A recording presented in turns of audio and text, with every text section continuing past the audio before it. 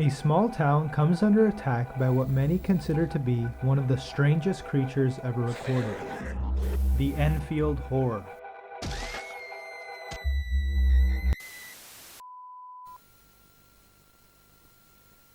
The bizarre string of events that would eventually stir the small Illinois town of Enfield into a frenzy of fear began on the chilly night of April 25th, 1973. At about 9:30 p.m., the McDaniels returned home to find two of their children, Henry Jr. and Lil, in a terrified stupor.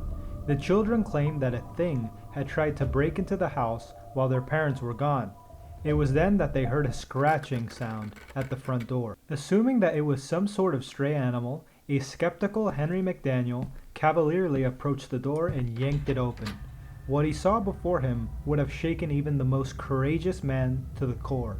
There, standing on his stoop, it had 3 legs on it, a short body, 2 little short arms coming out of its breast area, and 2 pink eyes as big as flashlights. It stood 4.5 feet tall and was grayish colored. It was trying to get into the house. McDaniel backed away from the entity in horror,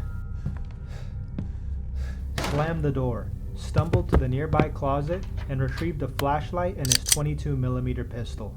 Little did he know, just hours before, a young boy named Greg Garrett claimed to have been attacked by a truly bizarre beast while playing in his backyard.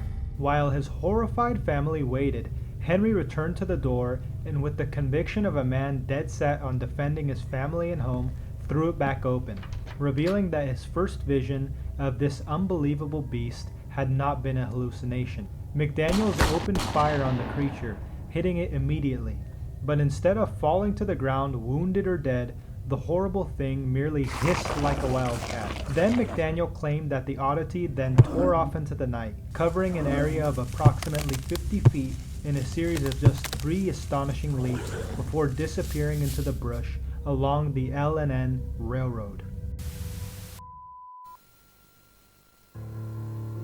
McDaniels promptly called the authorities, but when Illinois state troopers who responded to the call arrived at the scene, the only evidence of the encounter that remained were a series of scratches in the siding of the McDaniels' home and dog-like prints in the yard.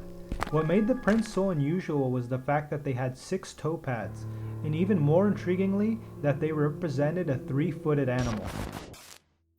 If McDaniel believed that his encounters with the unknown were a thing of the past, he would soon realize that he was sadly mistaken, when on the eve of May 6th, he was startled awake in the dead of the night by the howling of some neighborhood dogs. McDaniel pulled himself out of bed, once again claimed his firearm, and with what must have been great trepidation, opened his front door. I saw something moving out on the railroad track, and there it stood. I didn't shoot at it or anything. It started on down the railroad track. It wasn't in any hurry or anything.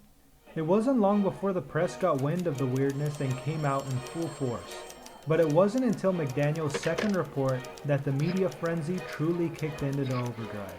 White County Sheriff Rush Pusher Jr. was so perturbed by this sudden influx of press and curiosity seekers, he threatened to incarcerate McDaniel if he didn't stop inciting panic by spreading his wildly terrifying tale.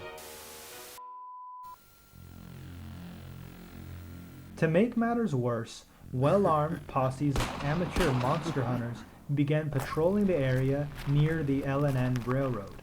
It was on such expedition that 5 young men had a run-in with a creature identical to the one that McDaniel encountered, with the notable addition being that they described the thing as being hairy. The men discovered the beast hiding in the underbrush and proceeded to open fire on it, but much like in the McDaniels case, their bullets were unable to cause mortal injury, and the monster bolted off at a speed that the eyewitnesses surmised was greatly in excess of any that a human being could achieve.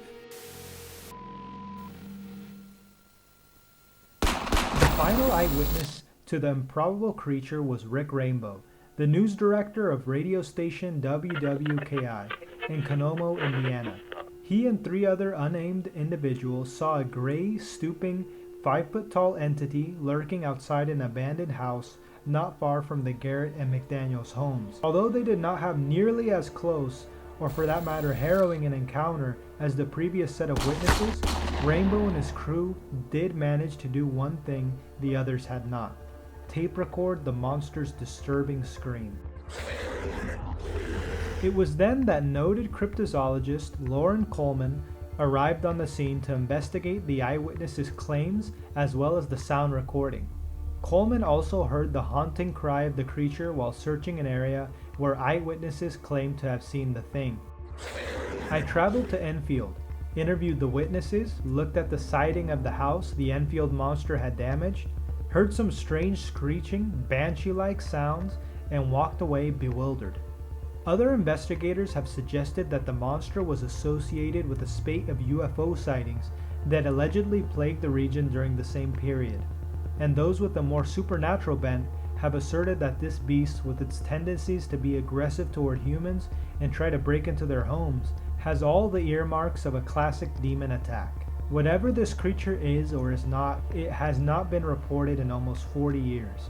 That, however, does not mean that it's not lurking around in the shadows of some old train yard, waiting to return to scratch on another door.